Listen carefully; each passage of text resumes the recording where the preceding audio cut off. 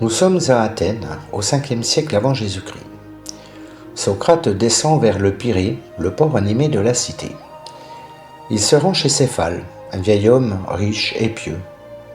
Il va aussi y rencontrer des amis et entrer dans un débat qui changera la philosophie.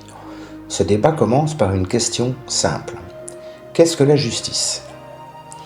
Une fois arrivé chez Céphale, le débat sur la justice commence. Et pour Céphale, la réponse semble évidente. La justice, c'est dire la vérité et rendre ce qu'on doit. Mais Socrate pose aussitôt une objection. Et si ce que vous devez, c'est une arme, à un ami devenu fou, rendre l'arme serait-il juste ? Non. Donc la justice, ce n'est pas si simple.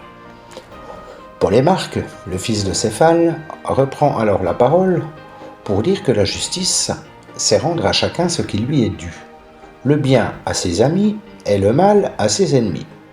Socrate réplique : le juste ne nuit-il jamais à personne, même à ses ennemis ?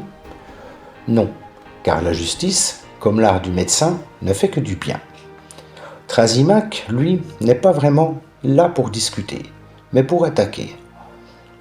Il accuse Socrate de jouer avec les mots, et Thrasymachie assène sa thèse sans détour. La justice, c'est l'intérêt du plus fort. Thrasymachie veut dire que dans chaque cité, ce sont les puissants qui font les lois, et ces lois servent leurs propres intérêts.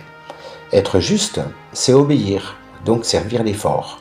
Thrasymachie ajoute que l'injuste est plus heureux, puisqu'il accumule richesse, pouvoir, liberté, tandis que le juste se fait exploiter.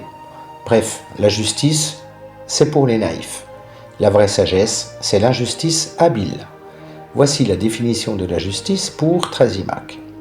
Socrate écoute, puis il répond sans se mettre en colère. Non pas par une morale, mais par une analogie.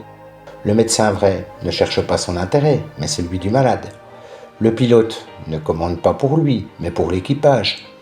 De même, le chef véritable, qu'il soit politique ou philosophe, ne gouverne pas pour son profit, mais pour le bien de ceux qu'il guide. Donc, le juste n'est pas dupe. Il est comme un artisan, il exerce une vertu.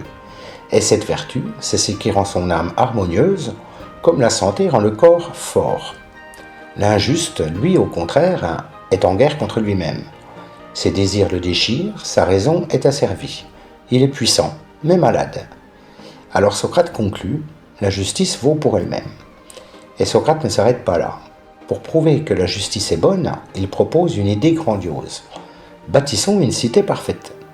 Si on comprend ce qui rend une cité juste, on comprendra ce qui rend une âme juste. Ainsi commence le plus grand voyage politique de la philosophie, une aventure qui nous mènera jusqu'à la caverne et bien au-delà. Dans la prochaine animation, nous aborderons la construction de la cité idéale. Abonnez-vous pour ne pas la manquer.